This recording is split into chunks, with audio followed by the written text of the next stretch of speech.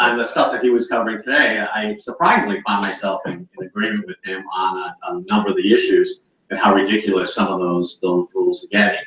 And one of the things he kind of alluded to is that, you know, when you're looking at what happens in Washington and what's going on, in the past you had something like the overtime rule, and I had a couple of questions come up during the thing about what happens and what do you do with the overtime rule.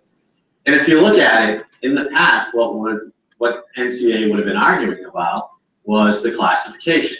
Okay, don't change the classification because this is a good thing. And there was this thing called compromise that would have worked to probably not raise the wage level to up as high as it was going. And that just doesn't occur anymore. I mean, that compromise isn't there. So, you know, the position the NCA is taking is that we have to oppose the bill. Now, can you imagine if we were the lead on this, and we're working with a lot of associations on this thing, but if we were the lead and the only people out there, we're saying country clubs don't want to pay overtime to someone who's making $27,000 a year. You know, I mean, if you look at it that way, and that would be across every newspaper out there. So that's one of the major impacts of having, you know, no compromise whatsoever in Washington, is the fact that, you know, the extremes on each side are so bad that it's just very difficult to get anything done, as we can see. Some people think that's a good thing that we can't get stuff done, but again, as Brad said, that, you know, just looking at, we're doing it regulatorily as opposed to through legislation. So what am I going to cover today? Well, I'm covering a smorgasbord of issues. I'm going through, there's a lot of different things out there. I only added 3 or 4 slides as a result of our dinner last night and all the problems that I found that the country club was going through. But no, but if you're looking at these things, oh, I'm sorry. I just used yellow building tools throughout the presentation. If you're looking at it, so what are some of the things we're going to cover? Well, we're going to cover everything from, Brad mentioned the independent contractor issue. We're going to cover that a little bit. We're going to go through, cover some of the issues with some of the camps, golf carts, and things of that type. But I thought it was interesting that one of the big issues that you've got right now is your summer programs. And as Sue said, you know, sometimes you have to be half lawyer and half manager. And that's not a good thing. Well, it really isn't, but you have to be aware of these things. And just to clarify, as far as legal advice, you get what you pay for. I'm not being paid for this other than expenses, so it's not worth anything. Typical lawyer disclaimer. No. When you go through. But summer programs, what are some of the things that you got to look at with summer programs? There we go. You're dealing with kids in most of these issues. When you're dealing with the kids, you're going through, kids get themselves in trouble. I'm going to come back to the slide, but I like the next one better. This was in the Washington Post. And the headline was, Tony Chevy Chase Club to parents, your kids are brats. Letter sent out by the president of the club. How many people here would like to send that out to all their members? And this would appear, not only did it appear in the Washington Post, but it appeared in the reliable source section, which is the gossip column of the Washington Post. So they're saying your kids are slinging food, they're breaking furniture. They had 2 kids in the dining room with the dad holding them up while they're standing on the arms of the chairs. They're going through. Some of the members were saying it's just unsupervised daycare. And so the reminder from the president says, you can face sanctions for your kids acting this way, so remember to keep them in line with what they're doing. And the sanctions can include everything, including being kicked out. So you couldn't leave it there. So then the article went in and said how much, you know, they have to pay to join Chevy Chase Club, how they don't want to get thrown out of there. You know, there's a thing out there that, you know, all publicity is good publicity. Well, no, that's not the case with clubs. And what's another violation if you did this? Someone leaked this to the Washington Post. That's probably a violation of their rules for them to be talking to the press about something that's going on. So it's another, you know, another issue that's in there. And I'm sure Luke O'Boyle was going to love the fact that I used this as an example to start off with when we're going through there. But boy, I tell you, did he get ragged the next meeting he came to? So, okay, so what are the things you're looking at there? The kids, licensing. Do you have licensed people training these people? You have all of that type of stuff out there. You've got a day camp. You've got golf, tennis, swimming, all that stuff. Do you have the proper supervision? Do you have sufficient supervision when you're looking at it? Do you have enough that's out there? If you're looking at some of these things, what's your liability when you're dealing with this? What are the parents doing? How many people get release forms when they do stuff like this? Okay, if everybody doesn't get a release form, you're totally completely out of your mind. Release form in a lot of cases aren't worth the paper they're written on, but they're worth even less if you don't have it. Because you can't sign away negligence. And a lot of these things, if you're going through there, it potentially could be negligent. But if you've got it out there, a parent may think twice about going through and calling and saying they're going to sue you and everything else. We're going to get to another thing about that in a little bit. And do you have insurance? Do you have insurance for that specific thing? Does the insurance company even know that you're doing this type of activity with the kid? Now, do you require the people working with the kids to do any type of child protective training? I mean, if you look at it, you look at things in the Catholic Church, where now if you're going to work with the kids, you have to go take this class. I mean, do you require your people who are dealing with the kids on a regular basis to do some type of sexual training to go through and make sure that they're okay? Something to consider when you're looking at it. There are people that come in to do that. They're dealing with little kids when you're going along. What do? Do you take pictures of these summer camps? You post these pictures online on your webpage. Did you get permission to do that? That's as part of the liability form saying, hey, some of this may be there, and we're going to post pictures of it. Well, if you don't get that permission, you're posting pictures of minors. There's some real issues about when you're doing those things. So you look at it and go, okay, what else am I dealing with going through there? What do you allow potential members to send their kids there to the camp? That's good. That's more of a privacy issue, which is this afternoon's deal that we're looking at. We're going through what are some of those things there. Now, big thing, limited years. Do you separate the kids according to age and ability so that, some of these accidents can't happen? It's just a whole thought process that goes through in running your program. You have a separate director. How many people have a separate director just to run those type of programs? Yeah, and they're the person who's supposed to be focusing on this, going through and looking at these issues that are out there. Golf cart liability. This is one of the biggest things that's out there when you've got it. I was in a golf tournament one time. It was a charity golf tournament, and I was playing with two firemen. And we all know how the firemen sometimes act. And there was only 3 of us in the foursome, so the 4th seat in the golf cart was taken up with the beer cooler. And the guy who's driving the golf cart was imbibing of the beer. And he actually took the thing, went down a hill, and rolled the golf cart. He probably had enough to drink, so he was loose and didn't get injured. But just conceptually, when you've got some of that stuff, when you've got these tournaments out there, where you've got the drink carts, you've got the drink stations out there, all these places, who's actually driving, what type of liability you're going to have there. New Hampshire Motor Speedway in 2000, I think there was a case out there. Adult standing on the back of a 2-person platform back car. He hitchhiked as a car passed. He grabbed hold of it. A golf cart swerved. Hitchhiker fell off, hit his head, got a concussion. Didn't die, but it actually was severely hurt. And the golf car was an issue out there. But you have to look at the state laws. How many people we've got? At least Rhode Island, New Hampshire, Massachusetts. Anybody else from any place else? Vermont. Okay. Every state law is different. So who can drive? Who's out there? Who can touch the car? Do you have rules on your club? People under 16, can they drive the golf carts on your club? Okay. That's a really good rule to have when you're looking at it, to go through there. If you've seen in one of my other presentations, when I'm talking about the changing thing of golf, I've got a picture of a golf cart there with 2 pedals, and they got the little kid behind the wheel, and you got the dad who has a brake in front of him. That scares me like to no end when you're looking at it. But it's an attempt to try to get more of the family members in there when you're looking at it. Courts have applied state law golf cart rules to private roads and going through there. You can't take them on the city streets, but you can take them on the golf course, on the roads, and the states are going to say, okay, we're going to apply our same law on that as far as negligence is concerned. What does your insurance say about it? Do you have a separate line item for the insurance when you're going through on golf carts? You know, is there, I love the insurance policy. Brad commented on this a little bit of how great insurance companies are.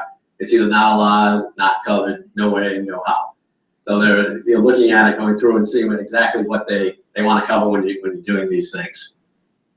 Golf cart is not in auto, so uninsured motorist doesn't count. No coverage equals no duty to defend. You don't have an insurance company, the insurance company doesn't have to defend you on someone who gets hurt there. But if it can go more than 20 miles per hour, it is a vehicle when you're looking at it. Very prevalent down south, where people driving the golf carts up and back from their homes, right from the garage to the golf course and going through. What is entailed with that? Some of those things are really souped up. They really do go faster than 20 miles an hour. And it's their mode of transportation in a lot of these gated communities, particularly down south when you're looking at it. The risk you got with it, make sure that the golf cart is used for what you're intending it to. Now, so that means you buy a different golf cart for your members to use than you do to carry supplies on. You know, make sure it's set up and used for what you're looking at it, and you have to maintain it. Because if there's something that comes in, the first thing they're going to do is they're going to look at the golf cart, see if there was an issue, if there was a problem when you were going through there. Some of the problems that are out there, the failure to modify safely, you added the back seats. Now, if the developer, if the actual manufacturer of the golf cart comes in and does that thing, that's a different story. They're building it. But if you come in and you modify it on your own, there's a big issue. And again, that's in a lot of these gated communities where they're taking them out there. General lease, do you get your members to sign a general lease when they use a golf cart? I mean, even if it's like once a year, or a general lease when they use the course. It's something to consider when you're looking at the old general lease of, I won't be liable. The courts may uphold it, and they may not. I mentioned that again, the general lease with, with the summer camp. I like general leases. I like releases for everything when you're going through, because it's just another burden that they have to overcome when you're doing it. Common claims, duty to plaintiff by the defendant. You as the club have a duty to particularly provide a safe piece of equipment to the member. They're saying you didn't do that. So in that breach, so since you didn't provide that safe thing to them, there was a breach. That breach caused damage. So that's the negligence is out there and occurring, and that's some of the issues that you've got. Your defense means you're already in trouble. Okay, if you're going through and you have to put on a defense, you're already in trouble when you're looking there and going through that. But the defense is the assumption of risk, that you have no duty to do anything other than give them that. The risks are fully comprehended, yes, and they're perfectly obvious. So if you're looking at that, the risk of driving a golf cart the normal risk of driving a golf cart is not that you roll it because you're drunk. But is there a risk on if there's a steep hill that you will allow the golf carts to get it down, and that ends up in a pond, and someone can't stop the golf cart and it goes into it? Is that a risk that could have been foreseen? And there's nothing unique or unusual about this golf cart. It's just a regular golf cart, so therefore, what's out there? So what do you do with the golf carts? You inspect, you maintain, and you warn. The rules, you educate and enforce.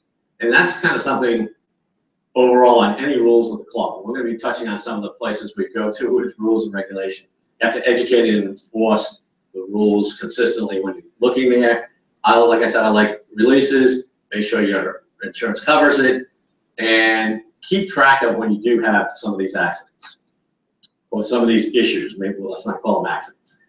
Some of these incidents that are out there when you have it. Keep a record of it so you can fund it and find out what's going on, and you can take the steps you need to correct. If there's a typical and consistent issue that's out there, you can go forward with that.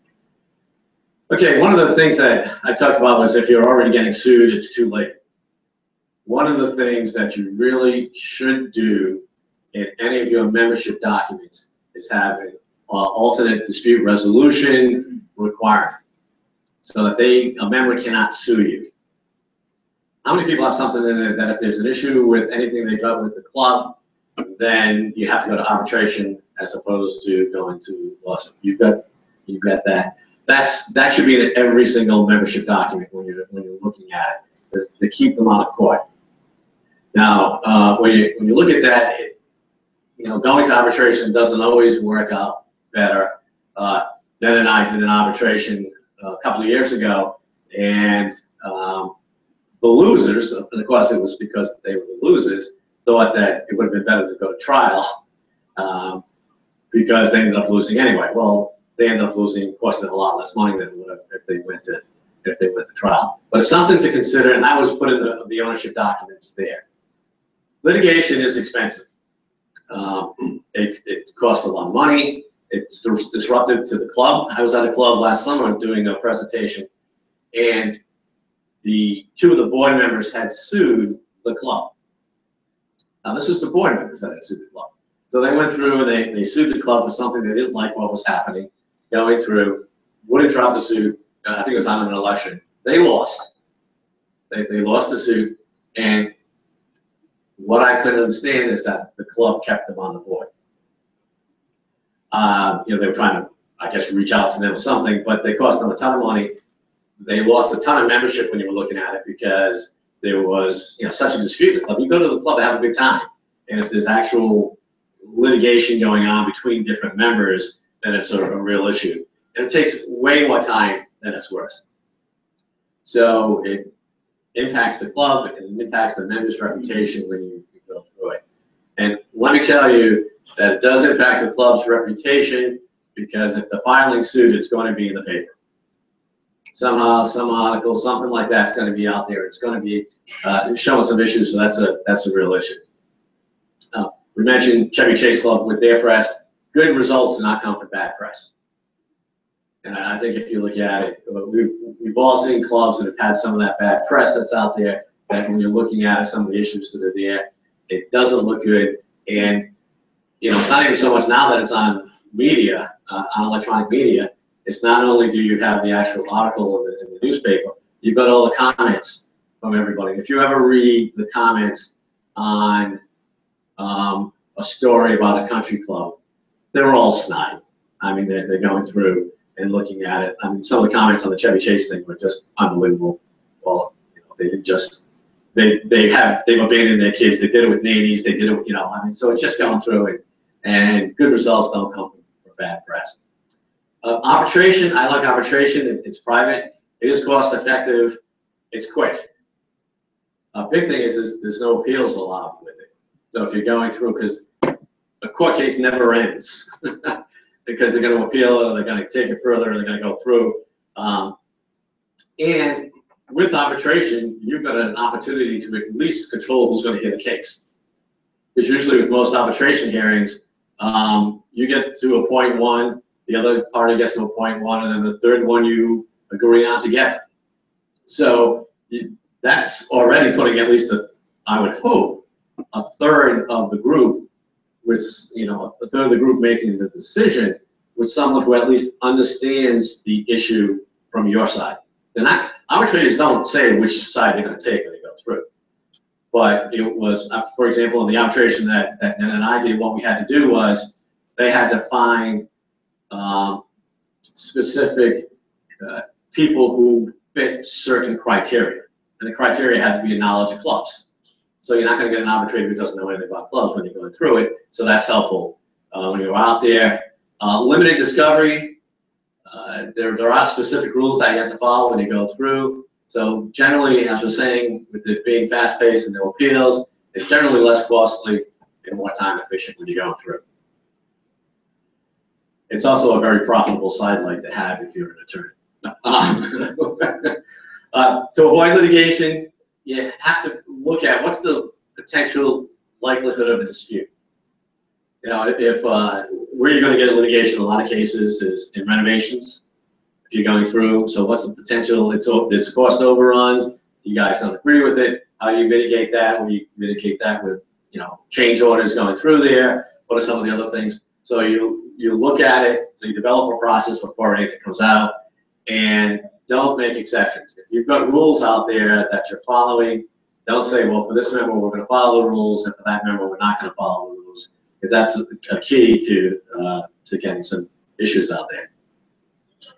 Recognize responsibility when you're looking at it. Clubs are responsible to address foreseeable risk.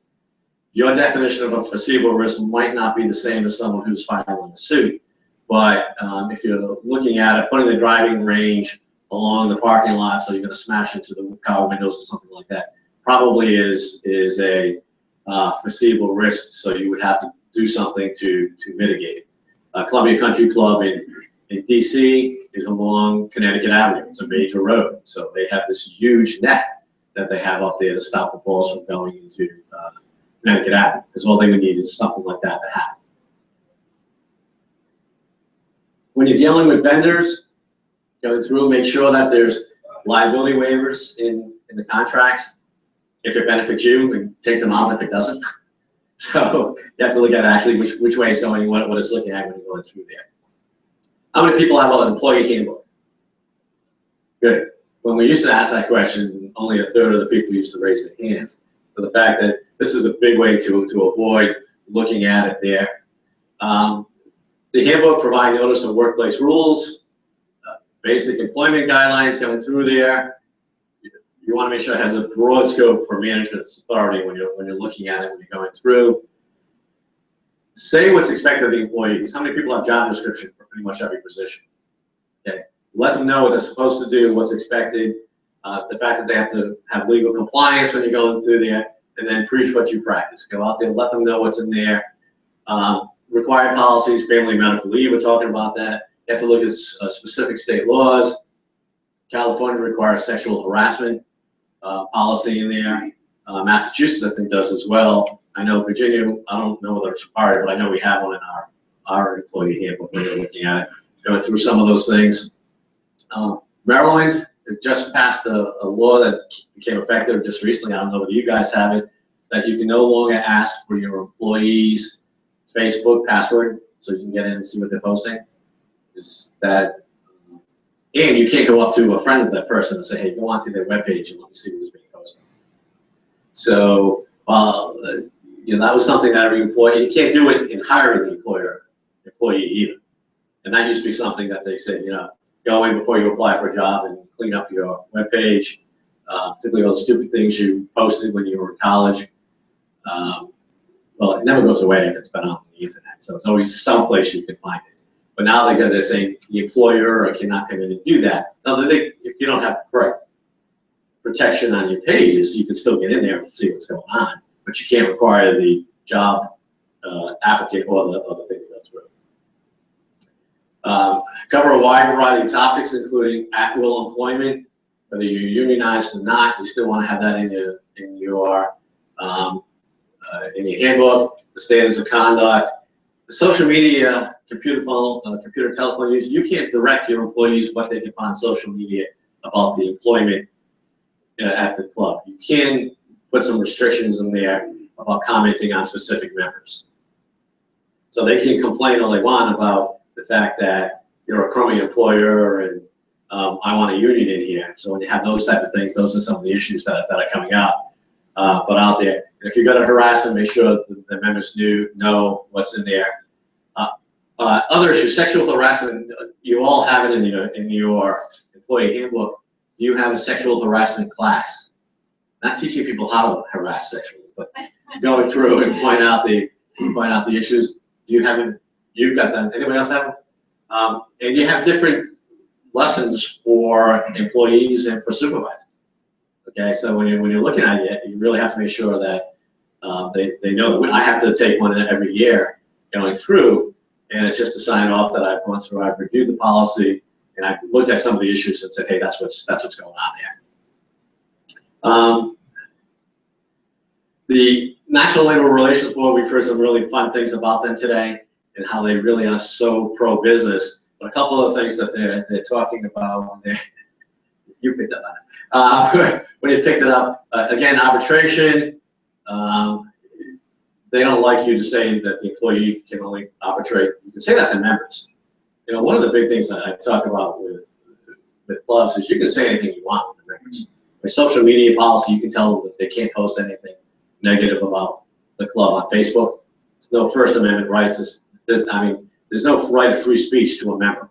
A member elects to join the club and has to follow the rules and regulations that he's followed. But employees are different. Computer use, I already mentioned, confidentiality, conflict of interest, solicitation, you can have rules in there, but standards of conduct. But the National Labor Relations Board looks at this. They want to make sure that you're not impacting the employee's rights as an employee. And again, looking at some of those things. You know, updates, make sure you keep it current when you're going through. If the state law changes or if you just got different policies, make sure what's going on there, looking at it. And it should be reviewed by an outside attorney, I think, about every 2 years when you're looking at it. Independent contractors, we mentioned that a little bit earlier, and Brad mentioned it in the context of don't misclassify them, because if you do, there are some real issues. But I guess the big thing, it's an issue affecting many employers, not just clubs. Okay, so this is across the board. The National Labor Relations Board, the Department of Labor, the Internal Revenue Service are all looking at the concept of independent contractors. So if they're looking at the concept of independent contractors when you're out there, what is actually, what are they looking at? Well, if you've noticed in the paper, the suit in San Francisco about Uber saying that they're really employees and not independent contractors. Now, if you look at Uber, that's their business model, that all those people are independent contractors. I went out and I looked on their webpage this morning as part of the discussion last night, and we looked at the discussion of what it says on the webpage. It says, no boss, no required numbers of hours, no office, no, you just kind of put in and say what you want to do. The only thing they do make sure you have certain kind of insurance, but you're using your own car, you dress the way you want to dress. So it would seem like that they're gonna, their business model works as independent contractors are concerned. They're probably gonna lose because the suit's being brought in San Francisco. So California is California. So they're probably gonna lose, but if that goes anyplace else out of that circuit, it's gonna kill their business model, because those people are not being paid a minimum wage. Some of them work a lot of hours, and they're living on a set fee they collect, and then the tips. So when you're looking at it, it's a big issue. And I happen to like Uber better than taxis. I mean, you can make arrangements there. On the club setting, you've got caddies. There is a revenue ruling out there saying caddies are not employees, but some clubs really go too far in what they require the employees to do. If they give them training, if they require them to wear certain uniform all the time, if they have specific hours, if they say, and some of this is all on the webpage when they're talking about the caddies things, that you have to pay them X number for carrying one bag or for 2 bags. Then they say, oh, but they're really independent contractors. There is at least a court case out there supporting the fact that they are independent contractors. My favorite thing is that the IRS, when they did a revenue ruling, said that caddies were independent contractors, even though they tried to pull it back another time. But they based it on a court case in New York where people in Times Square walk into a shady type of place, buy quarters, put it in, and the mirror would come up, and there'd be a stripper out there. And the court said that they were independent contractors because they control their own hours, their own costumes, whatever that might be, when you're looking at it. And that the person who was in the building was only giving them the quarters, so they were facilitating it, but they were independent contractors. Somehow or other, we got from strippers on Broadway to caddies at a country club. If you're looking at it. Other issue is pros. Anybody have independent contractors as pros? Now, not that long ago, 3/4 of you would have had that. And the worst thing is okay, how many people have them as hybrid? They're pros, for they're independent contractors for some reasons, and employees for others. I'd start to work away from that, unless it's just something like he owns the pro shop. But if you're throwing things in there like lessons or whatever as an independent contractor, what are you hiring a pro for? If you're saying he's an employee, you know, what's the, you know, going through there? Your fitness facility, how many people contract that out? Okay.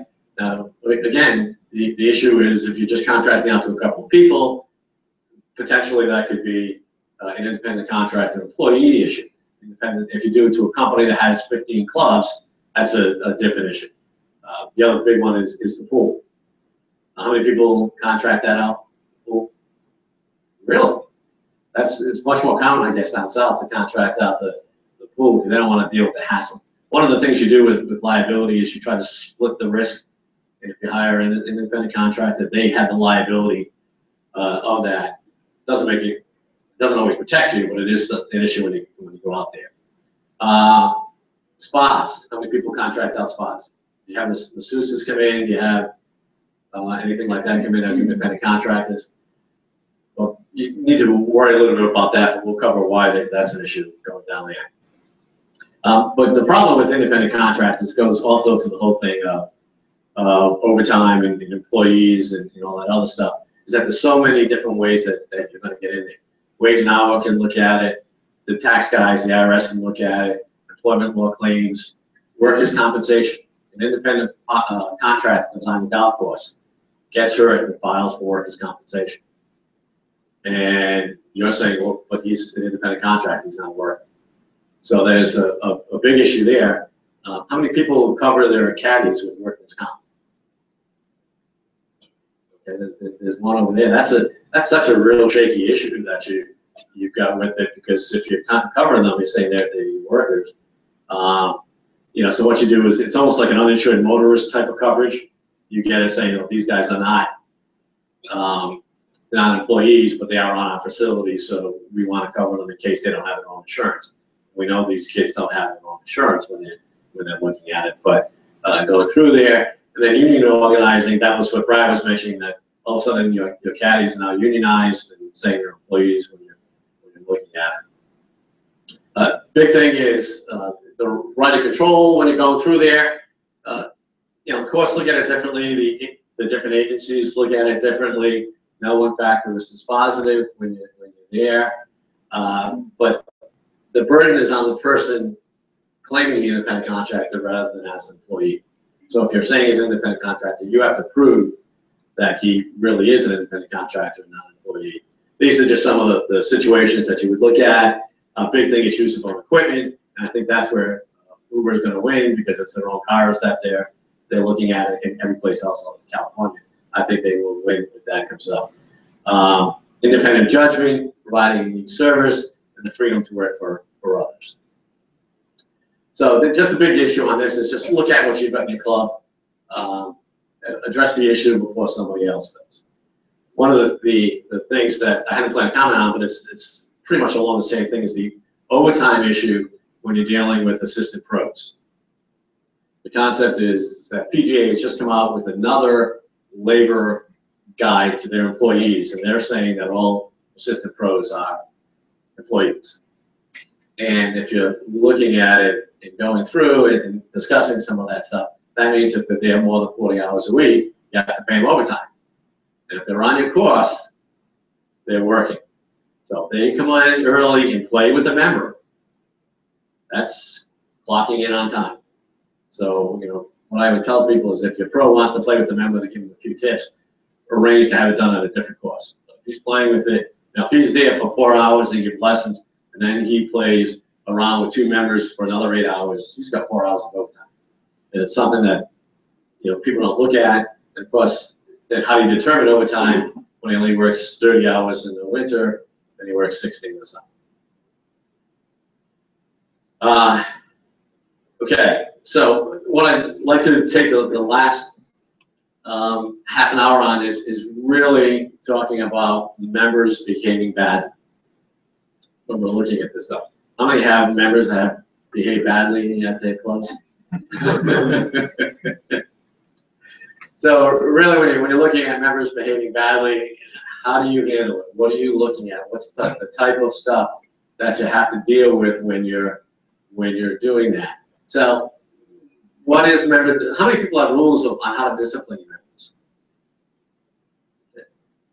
Only one. So you don't have anything set out specifically that's saying if X occurs, Y is the result. Okay, you might want to look at what the violation is for violating the rules and regulations of the club when you're going through there. But member discipline is required. It's frequently uncomfortable. It's almost always manageable when you're looking at it. It can be risky. It can lead, and frequently will lead, to litigation. And sometimes it can be pretty funny when you're looking at some of the issues that they are doing. The board has to consider the member discipline issues. I think when we're looking at these things, when you're going through the issues, when you're addressing these type of things, it's the board. It's not a subcommittee of the board. How many people have member discipline at the board level? Okay. Because they're the ones who are dealing with, they're the ones that take it out of your hands completely. Keep it away from the manager. The manager can do the investigation.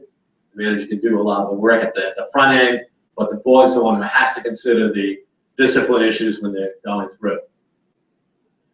As I mentioned, it's one of the most frequent sources of club litigation when you're looking at it, going through, and it's very important to follow the club's documents and state law.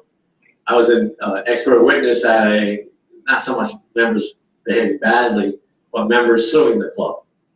And again, it was one of these things where part of the bylaws was you can't sue the club, or if you do sue the club, any action that occurs, you have to make up for all costs. And in this particular case, what they were saying was they were objecting to an improvement on the club. So they thought that it should have been a special assessment, which required different voting than something else did. So when they came down, they looked at it and they said, okay, we need to go forward and look at some of these things. And the club came back to them and said, well, if you lose, you have to pay us all the interest for the period of time that we could not build the project, that we had a construction loan out that you were going to have to cover. So, it was a method to try to strike them down. But, it's important to follow the club's documents and the state law when you look at it. That's what's going to keep. States are all a little bit different. Member discipline process when you're looking at it, well, it's a balance between members' interests, members' personalities, member satisfaction, the club reputation, the club safety, the member safety, club liability, club reputation. It's all of those things when you're looking at it. So you're going through and you have to decide all that. Where do you want to go with this stuff? What do you want to do? How much do you want to push it? When we're talking club safety, we're talking about the club as a whole. We're talking about employee safety on the club. Bad behavior can be dangerous and lead to club liability and bad publicity. As I mentioned earlier, with the Chevy Chase Club, that was a member discipline issue, very bad publicity for the club going through it. Mandatory discipline, member behavior reflects on the club. I mean, there's no doubt that it does. I mean, when I asked how many people had members behaving badly, everybody raised their hand. I mean, it is not unusual for some of your most potent member problems to be from members who are functioning alcoholics and stuff like that, and they go to the club and they just think that that's where they're going to go.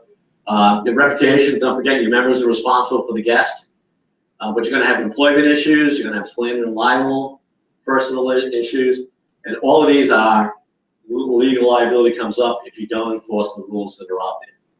Because then all your employees can sue the club because you're not protecting them. Other members can sue saying, hey, how come you're enforcing it in my case, but you're not enforcing it in another one when you're looking at it. Here are a few things that happened at some clubs.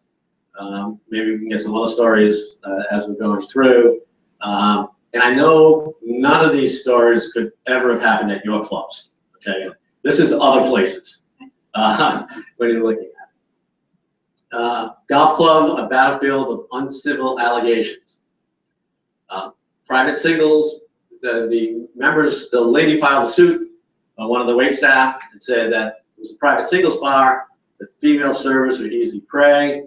This particular case was supported by 7 women. She said she was groped by an older member who just happened to be a relatively senior member in the group. One member offered to buy another member of the wait staff some goods from Victoria's Secret. And we'll see what happens in a little bit with some of these. But that's one of the issues that you got out there. This happened to be at a club near the Mason-Dixon line, which is where the play on the Civil War came out and going forward. Member brings guns to the locker, leaves it in his unlocked locker. Attendant notices it sitting in plain view when he places the shoes in the locker. And have you ever seen anything like that? Well, I mean, in Texas, it's okay. But when you look at it, but unlocked locker, just sitting out there going forward. I love this one. Men in card room acting about 12. Maybe a little young, but who knows. Throwing food, dancing on the tables, mooning each other. One gets up, walks to the window that opens onto the patio and lawn. Teenage girls outside with the wedding about to start. They moon the girls. And this is caught on security camera, although the member denied it. I guess there weren't any identifying remarks on there when you're looking at it. Member emails many of the club's members criticizing various club employees and falsely suggesting that one employee received kickbacks from the club vendors. This is a major issue with members emailing other members now. So different than in the past. Not necessarily this particular case, but if you looked at it, when a member has a crummy round, the food doesn't taste as good. The clubhouse doesn't look as nice. The drinks aren't cold enough. So when they're looking at that stuff, they're going through and it's like, okay, what are we doing with these issues? How are we addressing them? They go out and they blast the whole membership and saying the golf superintendent doesn't know what he's doing because the greens were crummy today. Real issue out there. In the past, he'd sit in the men's locker room and complain, and the 5 people in the men's locker room would hear him, and that would be the end of it. Married to other people. The members are acting amorous in the club bar. You don't have any of that stuff going on at your clubs, right? Where they're going out with someone who's maybe somebody else's spouse in the club when you're doing that. They end up in the ladies' locker room where they're even a little bit more amorous. Nothing like that could happen in your club. Another club I knew had the member guest. They had a very inappropriate ice sculpture in the men's locker room. That's stupid. Club employee witnesses a member using cocaine at the club's pool event during a family event. Depending on where you're located, it might be crack, it might be cocaine, could be marijuana again when you're out there. A club spa provides massage services at member homes. Okay, now that's an issue in and of itself that I'm not sure we want to get into. Male member is home alone and requests the masseuse to provide a happy ending. Okay, these are young members, guys. These are the top 1% of the people in the wage earners in the country, the top 5%, and they're pulling stuff like this. So what happened with all of these things? Oops. The uncivil allegation, no action taken against the member. That was the one who broke the girl, who had several different wage staff saying that there was some issues there. What came out in the paper was that the civil suit was dismissed. What didn't come out was that it was settled. It was settled. That's why it was dismissed. So it cost the club quite a bit of money. Nothing happened to the member. Because the member was a founding member, that could have had something to do with it. The gun in the locker, he was expelled. Okay, so you guys followed the procedures when you went through. You looked at some of that stuff and said, okay, this was a little bit too much. Have it open there. Anybody could come up and pick it up. Man moons the wedding. No action taken. I mean, really. On security camera. and no action was taken there. The emailing slander guy, he resigned. Yeah, I guess they gave him an outing when he could do that. The amorous couple in the ladies' room. So what do we think happened with this one, guys? They got married. Any other thoughts? Thrown out? Suspended? Promoted to social. It was a lucky break because the board determined that the male and ladies' locker room was not technically a violation because she invited him there. To even come up with some of this reasoning when you're going through this is amazing when you're looking at it. And then he did get divorced. It cost him a lot of money. No, when you go through that stuff. The cocaine lady. Thoughts? Suspended. One of the issues you've got is what do you do if you see something like that occur? Because you've got a responsibility to not allow illegal actions to be taking place on, you know, a lot of these others are just stupid actions. But this is clearly illegal. And what do you have if you're going out with some of these things? And if you've got a board member who is an attorney, you know, he's an officer of the court. He's got a responsibility to report this type of stuff when you're looking at it. So what do you do with these people? What do you do with some of these guys where it's out there? She was suspended for 6 months. You know, and you don't know what else happens and whether they were thrown them into a treatment program or whatever, but that's about it. The at-home massage guy, off the club property, right? You know, but it was an employee of the club being sent out there as an employee of the club, which, by the way, you don't ever want to do when you're looking at it. He was suspended, and then he moved away. Somewhere where he could find a different masseuse or something, I guess. So looking at this and looking at some of the different things that are out there, well, one of the things is, where do I get this information? Because the stories go around, because they come around. A couple of these, which again is a really stupid thing to do, is the minutes of the board of directors meetings when they addressed it went down in direct link and saying, these were the issues, these were the steps, and that was in the minutes of the board. Okay, you don't want them to do that. You want them to say a discipline action was taken, or was considered and treated, and then this is the action taken. Yes? Say, don't send employees to members' homes. We have members at private parties and send out employees. Oh, I love this. No, you never send them to members' homes. One of the clubs that I'm aware of does that all the time. They send them out there. If you're sending them out and when they're working in the employees' homes, are you providing the food? Okay, so they're just working there as, do they happen to wear their little outfits that say they're with the club? Yeah. Do they drive down to the member's home in a work car or something? You don't want to do that. One, it's hours work for the club. Two, that means you're going to have to withhold Social Security, income tax, all that other stuff on payment. Three, yeah, I know, yeah, you are.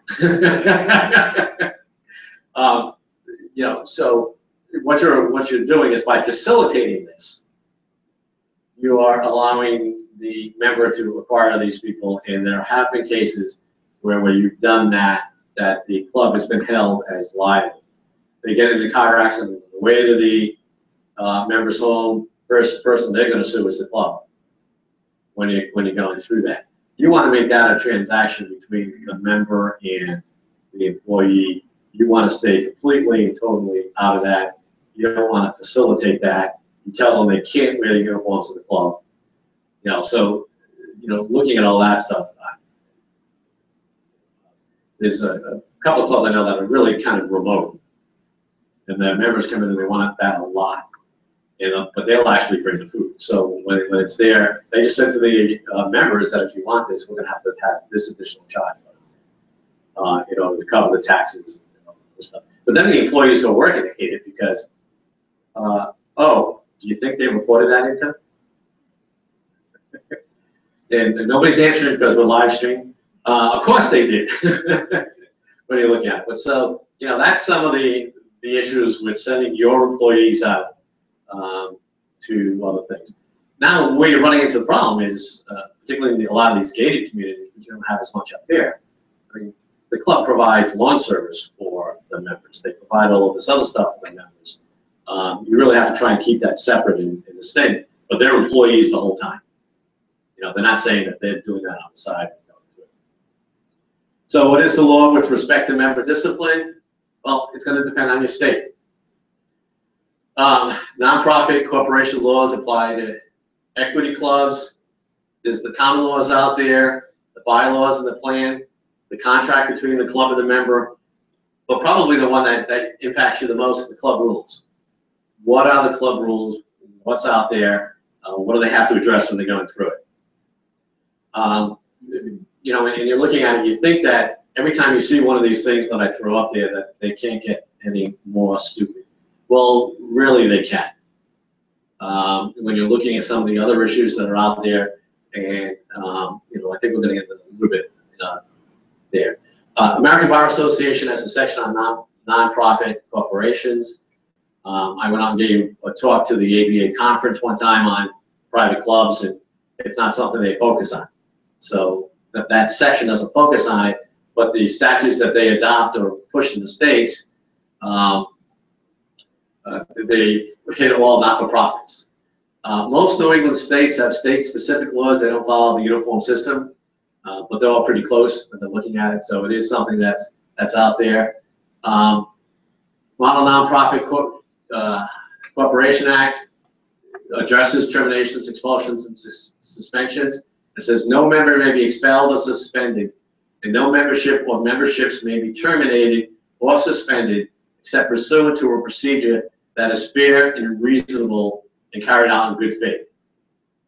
Now, someone last night at dinner said, I practice common sense law. There's no such thing. The law is the law. You know, using common sense is a great thing, and if your members use common sense, a lot of these issues wouldn't come up. Well, it's already a given that they don't use these issues when going through there. A procedure is fair and reasonable when either the articles or bylaws set forth a procedure that provides not less than 15 days prior written notice of the expulsion, suspension, or termination, and the reason thereof. Now, that's the Modern Act. Sometimes you have to take quicker action, you know, immediate action to do that, but this is before you can get rid of them. You have to have the opportunity for the member to be heard. How many have a straight disciplinary process similar to this? It's very set up, very specific on what the disciplinary process is. With the amount of people getting sued and all this other good stuff out there, there may be something you want to look at to go through there. And effective date of the expulsion, suspension, termination by a person or persons authorized to decide the proposed expulsion. So if it's on the board level, it's the board level that's doing it. The board, he has to be given the opportunity to have a hearing before the board. It's fair and reasonable, taking into consideration all the relevant facts and circumstances. And again, one of the big issues that you're going to have in here, and which I don't think are it could happen to you, true stories, is consistency. How do you treat the same people? Would you treat one of the longtime members of the club the same way as you treat a new person who comes in? It's, consistency when you're going through there and looking at it. There are specific requirements. First class mail, 1 year to challenge, liable for commitments. So if you suspend a guy, he's still liable for paying dues. Unless you, by law, say, no, when you suspend, you don't have to do any of that stuff.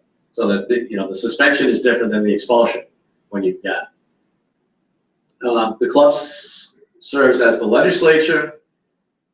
The Brad was talking this morning how there's, the three sections of the government, the judicial, the executive, and the legislative.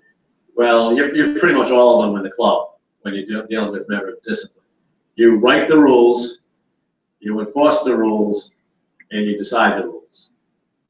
So you write them, enforce them, and decide whether they've been violated. It's a lot of power in one group when you're looking at it, which is why some of these things get challenged when you're going forward. So what do? Well, update your bylaws, make sure they're in the new member documents. What happens if you're brought up before there? Have written policies. The oral policies are worth the paper they're written on. It's got to be in writing. You can't throw someone else out if they don't know what they violate. Publish the requirements and policies and document infractions and enforcement actions. That's one of the biggest ones down there, is documenting the infractions and the enforcement when you're looking at it, because one of the things it's going to say is there's no consistency with what we're doing. So if you document and say, okay, this, member A did this, and result A is what the result was. Member B did this, and this is what the result was. So you're looking at that stuff and going through. To go through there, you want to document your infractions. Okay. 5 steps to member discipline. You have to investigate. That's probably where you're going to be coming into this, as the members of the management staff investigating what was supposedly occurring.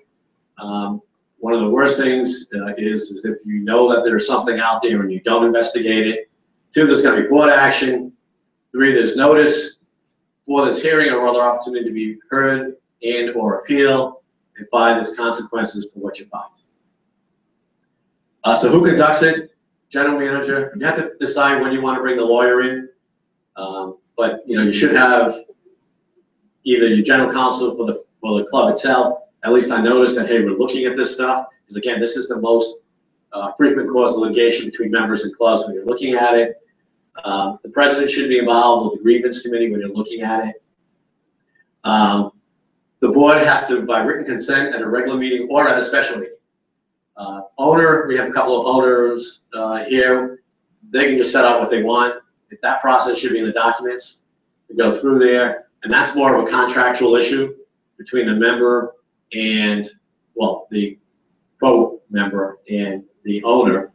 What did they agree to when they were going through there? So a little different than in a member-owned thing. Notice, going through there, usually 10 to 30 days. Written letter, and then if you already come to some type of conclusion, in the written letter, you're telling them what your proposed discipline is. Notice, make sure your club's documents comply with the statutes in the state for notice.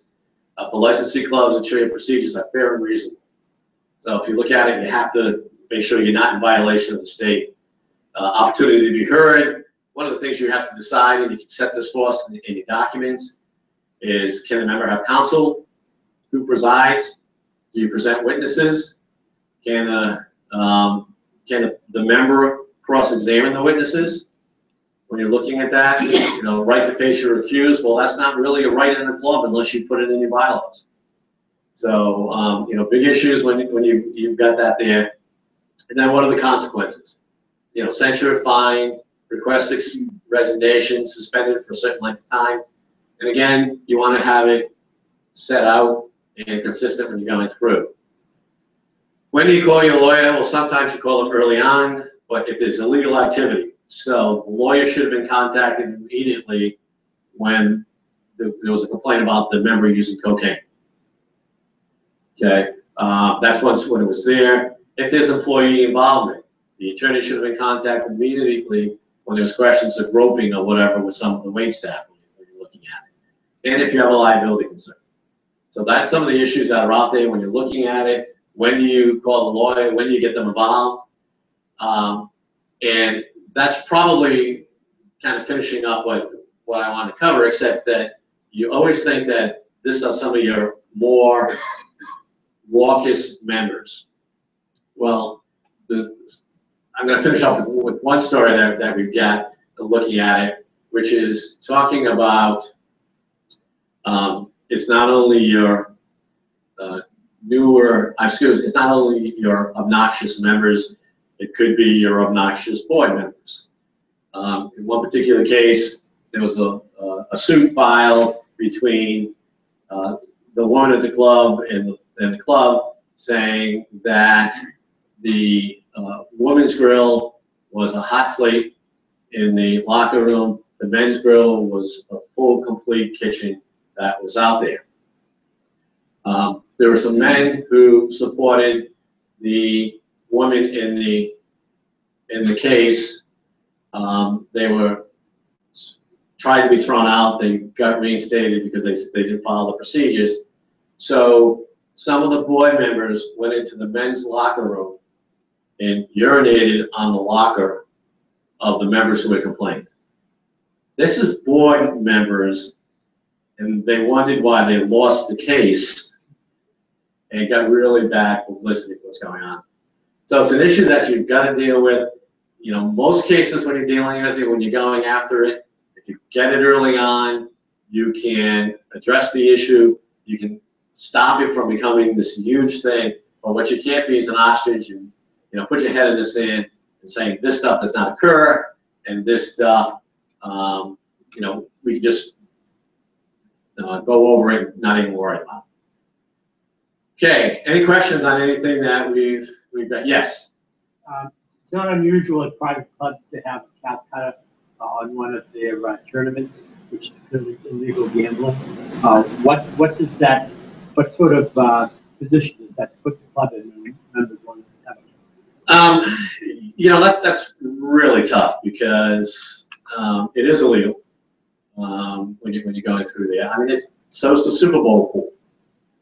I was representing a club with when the IRS was coming in to do an audit, and I went through the locker rooms and I saw the Super Bowl pool up on the thing. I said, well, the agents here can take those signs down when you're looking at it. So, you know, that's more of a, when it's more formalized and when it's the club sponsoring the cap cutter, that's when they've got exposure. Okay? If it's the members getting together and kind of putting it together themselves, I mean, the club has exposure because they know it's there. But as long as a couple of the judges in town are on in the cap cutter, you're okay. No. When you're looking at some of those things, you know, that's really tough. I mean, it's like the guys out on the putting range, you know, betting thousands of dollars on different putts. I mean, that's why, you know, pace of play is so slow at some clubs because every putt is worth so much money when you're looking at it. You know, really what you're saying there is the transactions between the individual members. But when you have a cap cutter that's really pushed by the club itself, that is definitely an issue. Other questions on anything? Yes. On independent contractors, you got a bad apple, and you quote fire them, tell them not to come back. Oh, what does your independent contractor contract say? No. You didn't answer that. If you have an independent contractor, you have a contractor. Other than caddies, that's a different story. Well, that's what I'm talking about. Oh, yeah. You got a caddy that's rotten. The relationship between them and the member, not with the club. Right. So can the club tell them not to come back? Yes, because they have to come onto the club's property. That's how you get around it. You're not telling them, you're not firing them as an employee. You just tell them that you're trespassing if you come on our property. So I mean, that's how you get around that particular issue. Other questions? And that may not be an issue much longer because not that many clubs have caddies anymore, and the ones that do may get to the point, if the law changes, which is being looked at very seriously, it may not be worth it taking some of those other issues. So, other questions? Okay, well, thank you very much. I can say that this is it, but you're stuck with me later today, so we'll go over a couple of other things. Thank you.